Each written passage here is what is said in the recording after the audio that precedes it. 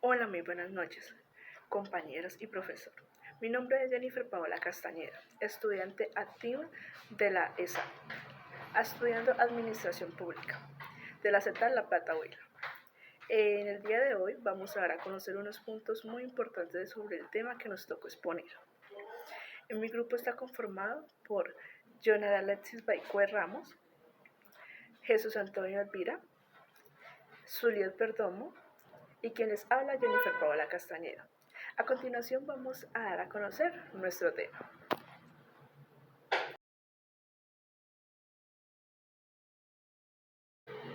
Bueno, en la noche de hoy vamos a darle una bienvenida a nuestro compañero, donde nos va a dar una socialización sobre un tema muy interesante.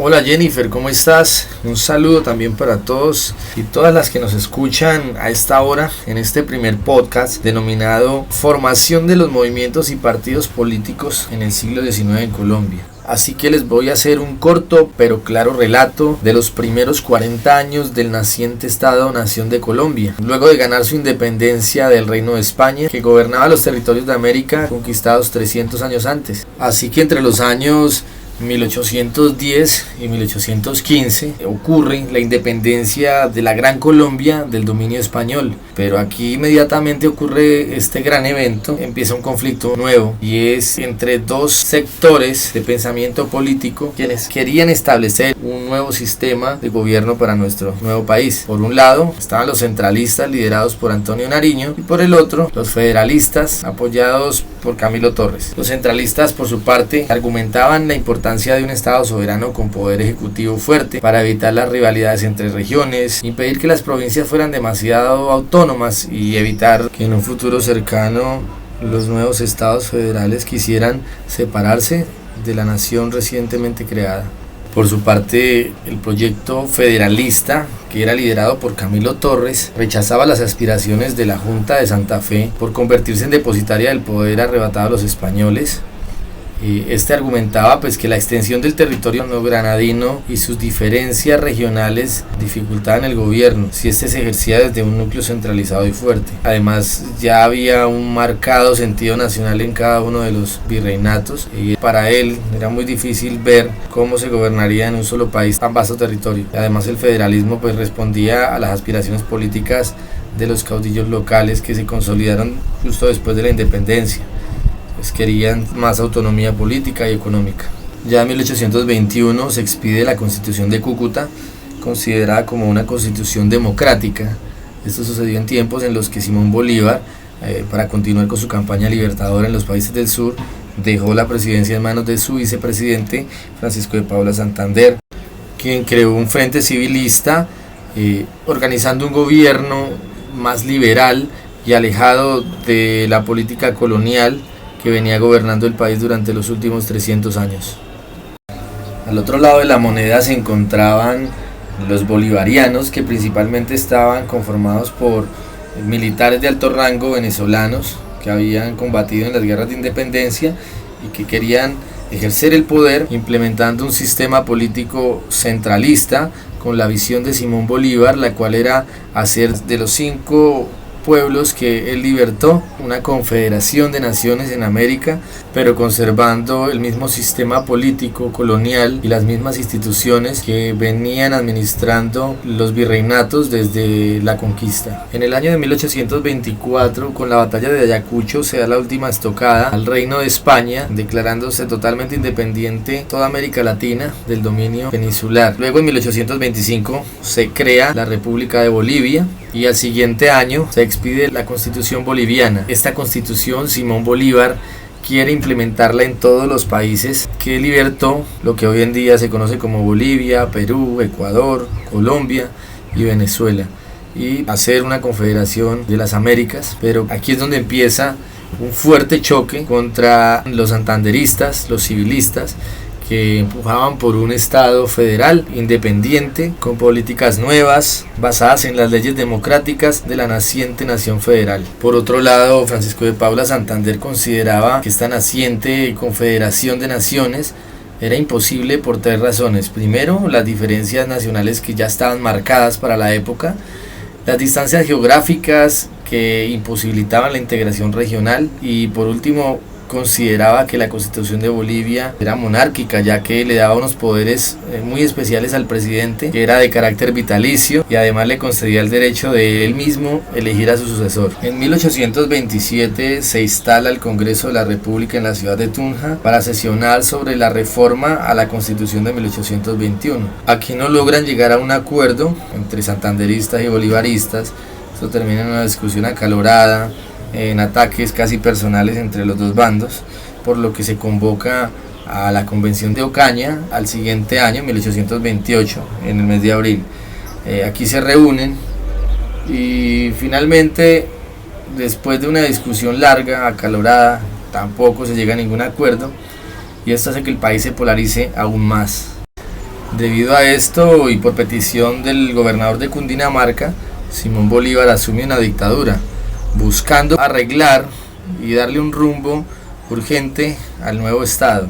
Es así que decide retirar de la vicepresidencia a Francisco de Paula Santander y lo nombra como embajador en Estados Unidos, cargo que obviamente no aceptó el señor Santander. Además, en sus nuevas atribuciones, Simón Bolívar restituye los impuestos coloniales.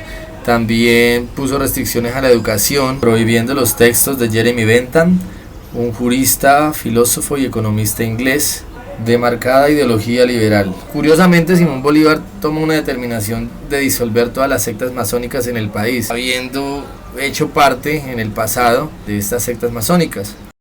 También devolvió la educación a manos de la Iglesia Católica, reforzando aún más su poder hegemónico en el territorio nacional, así como también elevó el impuesto indígena que se había desaparecido con la Constitución de 1821. Como consecuencia de estas decisiones y de esta nueva dictadura implementada en el país por Simón Bolívar, los santanderistas organizaron un atentado que llevaron a cabo el 25 de septiembre de 1828. Por fortuna, el Libertador logra salir ileso de este atentado, pero esto conlleva a una profunda decepción y a una enfermedad que lo llevaría a la muerte el 17 de diciembre de 1830 en Santa Marta. Por este atentado, además, fueron condenados a muerte por fusilamiento 14 santanderistas que fueron encontrados culpables de este atroz crimen. Luego de la muerte de Simón Bolívar y de la disolución de la Gran Colombia en 1830, pues pasamos ya unos años después a 1848, donde aparece el primer programa liberal, escrito por Ezequiel Rojas y publicado en una prensa de amplia circulación nacional. Entre sus principales puntos tenemos que este partido defendía la soberanía nacional, las libertades públicas, velaba por un Congreso independiente, exigía una limitación del poder ejecutivo, apoyaba el libre cambio, la libertad religiosa, la abolición de la esclavitud, la libertad de empresa, eliminación de la pena de muerte, apoyaba el sufragio universal, la libertad de enseñanza, la supresión del ejército, la expulsión de los jesuitas, la abolición de los monopolios, los diezmos y los censos de la Iglesia Católica, así como la implementación de un impuesto único y directo, la separación entre Iglesia y Estado, la supresión del fuero eclesiástico, entre otros. Este naciente partido liberal tenía en su interior dos grandes grupos de poder que tenían un pensamiento distante entre sí. Por una parte estaban los denominados draconianos, representados por artesanos y manufactureros. Eran antiguos liberales tradicionalistas, partidarios del centralismo, de un ejército permanente, de imposiciones de medidas proteccionistas por parte del gobierno, y eran respetuosos de la Iglesia Católica. Por otro lado, se encontraban los llamados gólgotas, que también eran llamados radicales, y estos eran jóvenes influenciados por la ideología económica liberal inglesa. Eran partidarios del libre cambio, del federalismo, y por sobre todo defendían la libertad en todos sus aspectos. A continuación, nuestra compañera Zuliet nos va a hablar sobre el nacimiento del Partido Conservador. En 1849 nace el Partido Conservador, quien fue fundado por José Eusebio Caro y Mariano Espina Rodríguez. Este partido estaba representado por terratenientes, esclavistas, de alta jerarquía eclesiástica. El partido, la intención era perseverar y preservar las relaciones entre la Iglesia y el Estado, donde era respetuoso de la moral cristiana y de sus doctrinas. La idea era prolongar la condición colonial de su estructura e instituciones. Entre ellos también habían figuras como Manuel María Mallarino y Sergio Arboleda.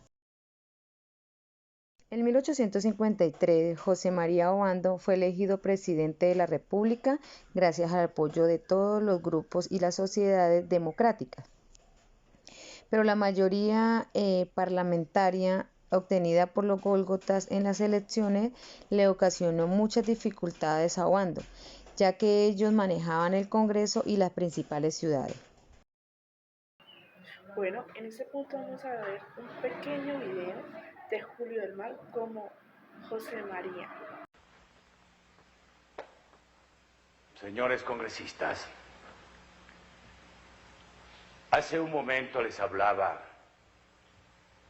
de que si este fuera la causa de un presidente, tendría que ser considerada como causa de brujería, pero bien sonora, cuya detonación llegue a los confines del mundo, llevando de mar en mar la famosa, la extraordinaria noticia de un presidente que ha hecho revolución para derribarse él mismo del alto puesto al cual fue elevado por la más popular de todas las votaciones y sepultarse. En 1854, José María Melo encabeza un golpe de Estado gracias a una alianza que se dio entre los draconianos y los miembros de la Sociedad Democrática. Recordemos que los draconianos eran liberales moderados, autoritarios, partidarios del centralismo y respetuosos de la Iglesia. Por otra parte, las sociedades democráticas eran organizaciones de artesanos que luchaban contra las imposiciones de las administraciones sobre las medidas económicas del libre cambio. Los radicales triunfaron en la Guerra Civil de 1860 gracias a la hegemonía de la Constitución de Río Negro. Esta nueva orden constitucional recibió el nombre de Estados Unidos de Colombia y por primera vez en la República no fue proclamada en nombre de Dios, sino en nombre de los ciudadanos. En 1863 inicia la hegemonía del Partido Liberal Radical, hoy también conocido como el Olimpo Radical. Fue un gobierno controlador de la mayoría de los estados y se caracterizó además por la llegada de la presidencia de grandes intelectuales. En 1867, el general Santos Acosta le da un golpe de estado a Tomás Cipriano de Mosquera debido a que Mosquera intentó cerrar el Congreso e imponer una dictadura. Este golpe de estado fue la muerte pública de Mosquera y al final de grandes caudillos. Llegó el progreso en estos años, donde se instaló el telégrafo, donde la navegación a vapor por el río Magdalena y se creó la Universidad Nacional. Aquileo Parra fue electo presidente para el periodo de 1876 a 1878 por el Congreso.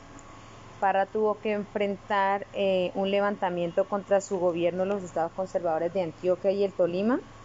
La guerra duró un año y fue ganada por los radicales, pero el liberalismo nunca pudo volver a unificarse.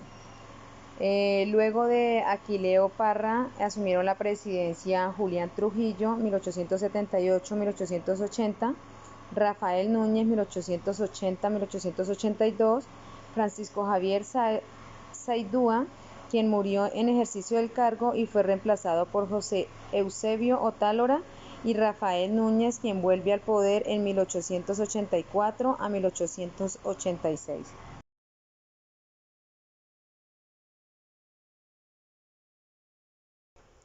En el año 1885, Rafael Núñez hace una alianza con los liberales independientes y los conservadores, donde logran la derrota de los radicales en una guerra civil bipartidista. se funda el Partido Nacional, encabezado por Rafael Núñez, el cual fue apoyado por sectores del Partido Conservador y los liberales independientes. En 1886, Núñez declara inexistente la Constitución de Río Negro de 1863 y crea la Constitución de 1886, terminando así con un sistema federal de los Estados Unidos de Colombia. Crea la República de Colombia de carácter unitario y centralista, donde se dividían en departamentos y municipios. Con relación al presidente, se le otorgaron poderes especiales en tiempos de guerra externa y conmoción interna. Era un estado de excepción. En este periodo se continuó con el fomento de los ferrocarriles y se comenzaron las obras de construcción del Canal de Panamá. Se extendieron líneas telegráficas, se creó el Banco Nacional, el Código Militar y la Academia Nacional de Música.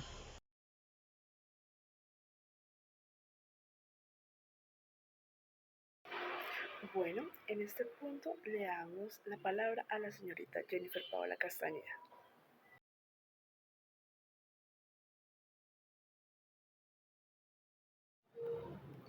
En 1888 se firma el Concordato entre el Vaticano y el Estado colombiano, mediante la Ley 35 del 27 de febrero del mismo año. Aquí la Iglesia recobra su libertad e independencia, pues volviendo a reinar en Colombia con más fuerza.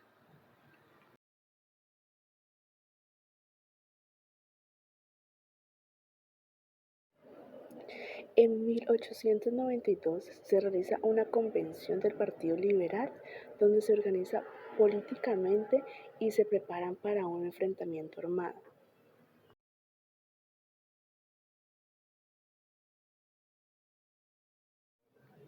En 1894 muere Rafael Núñez y el Partido Conservador en cabeza de Carlos Holguín y Miguel Antonio Caro fueron los encargados de imponer el dominio conservador. Aquí el radicalismo queda relegado a la oposición y es duramente perseguido por el gobierno regenerador.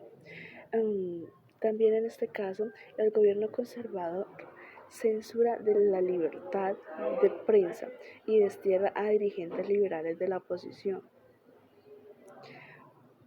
En 1895 es la primera guerra civil iniciada por los liberales contra el régimen conservador, la cual gana el gobierno, y esto se refuerza aún más la hegemonía conservadora en el país.